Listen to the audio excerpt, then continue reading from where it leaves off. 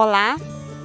Então hoje vamos aprender como fazer coletas botânicas. A primeira coisa ao adentrar no ambiente florestado ou qualquer ambiente que tenha planta que você vai estudar, você tem que fazer anotações sobre o ambiente, notar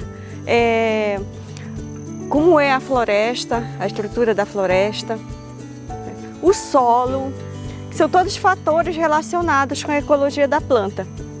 E também servem para nos localizarmos tanto na área de coleta, quanto na hora de anotarmos as informações de etiqueta. Isso é muito importante, porque tem plantas que crescem em determinado tipo de solo, como o solo arenoso, tem plantas que ocorrem somente em solos argilosos. Então é importante nós tomarmos a anotação de todo o ambiente onde a planta do nosso estudo, ou as plantas que vamos coletar, estão inseridas. Bem, então a primeira coisa, vamos olhar, estamos em que ecossistema? Terra firme, várzea, igapó. Então, que tipo de ambiente você está? Depois, o solo, como eu falei, muito importante. É solo argiloso, solo arenoso. E depois sim de anotar tudo o que está ao redor da planta, você passa para descrever a planta. Então, caderneta na mão, lápis, todo equipamento, vamos começar. Então, ao descrever a árvore, você vai observar como ela é. O formato do caule, a configuração do caule, começando pelo hábito, aqui neste caso é uma árvore, né, uma planta lenhosa, bastante alta. Você vai descrever a conformação do tronco, cilíndrico no caso, a casca ou ritidoma, a cor da casca, como ela se solta, aqui nesse caso ela é toda fissurada nessa espécie. A altura, você faz um cálculo da altura, uma estimativa da altura total da planta e o diâmetro ou a circunferência. Nesse caso você vai precisar de uma fita, não é, para a circunferência, tá? Fazendo essa medida que você vai anotar, começando pelo ambiente, você vai fazer agora um corte. Então você descreveu a parte externa e agora vamos ver como é o lenho dessa planta. Muitas plantas apresentam caracteres bem importantes para ajudar na identificação, como por exemplo a presença de látex. Então vamos ver se essa tem látex. Faça um pequeno corte, não podemos ferir a árvore, pois é a entrada de micro-organismos que vão causar doença. No corte você vai descrever a cor da casca viva, né? A parte interna da casca e o lenho. Também vai ver se tem cheiro, né? Você cheira, às vezes tem cheiro bem de pimenta ou adocicada. Nesse caso, esta tem um cheiro levemente apimentado e doce, o que já dá um indício da espécie a que ela pertence ou da família. E pelo cheiro ela parece pertencer à família Lauraceae. Bem, depois que você faz essa descrição, é importante que você feche a ferida. É importante você fechar, ou com tinta ou com cera. E existe no mercado alguns produtos que são apropriados para fazer essa parte de fechar os cortes. Ok. Após isso, você faz a coleta de um ramo. Como já foi feito aqui, eu estou mostrando, fazemos o corte de um ramo de aproximadamente 50 centímetros. As coletas botânicas vão auxiliar na identificação da planta, então é importante que possa ter, dentro das possibilidades da fenologia da planta, flores ou frutos, ou ambos, para que o especialista possa descrever e identificar, chegando ao nome correto da planta. Neste caso ela não está fértil, não tem flor nem fruto. Você tem que imaginar que este ramo ele vai ser desidratado e vai ser prensado e depois colado numa cartolina que tem um tamanho padrão de 40 centímetros, mais ou menos. Esse é o padrão que todos os herbários utilizam para fazer uma essicata. Então você imagina já como é que vai ficar na cartolina. Então faça um cortes que vão, que você imagina que vai caber o ramo na cartolina. Então, por exemplo, aqui dá para fazer 2 essicatas. Aí você vai cortar no meio, não é? 2 essicatas e vai, esse aqui é de uma outra planta, você vai unir, tá? Porque como você vai fazer muitas coletas, então precisa saber que todos os ramos iguais pertencem a uma mesma planta.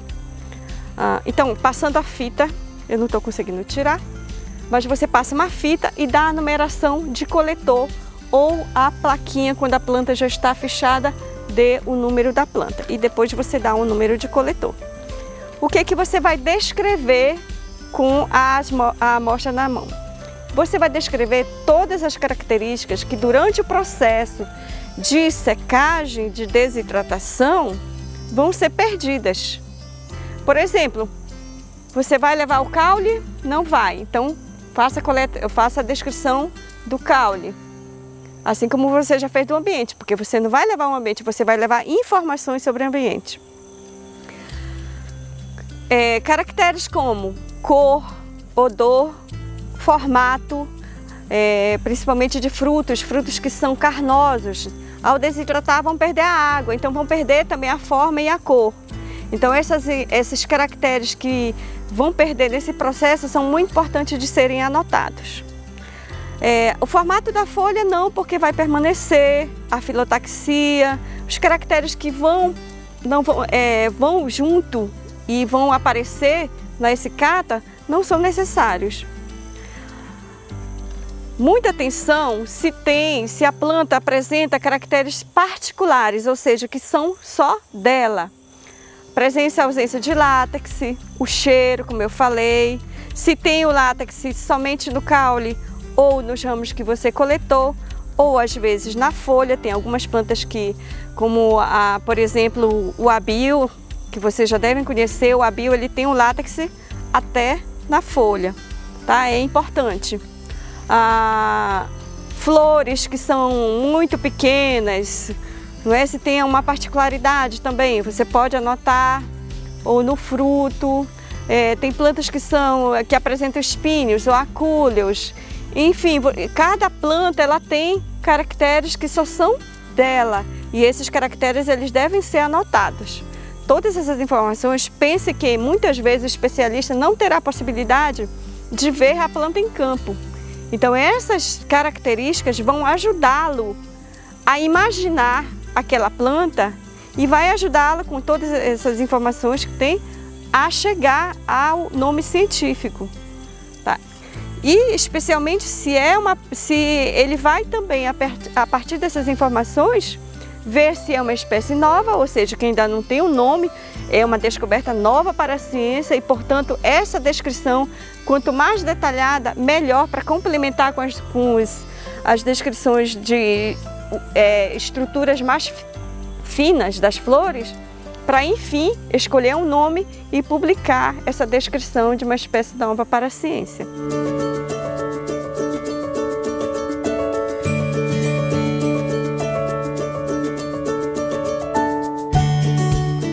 Então vamos falar um pouco mais do hábito das plantas? As plantas, elas crescem e apresentam diversas formas de vida. Vimos o exemplo do porte arbóreo, onde fizemos a descrição. Aqui temos mais um exemplo de uma árvore de grande porte, bastante robusta.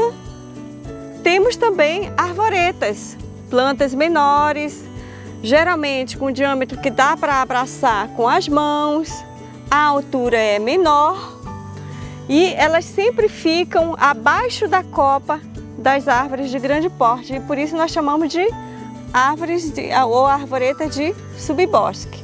É importante anotar nas árvores, algumas árvores elas apresentam raízes, extensões de raízes superficiais que atingem vários metros de comprimento e apresentam diversos formatos.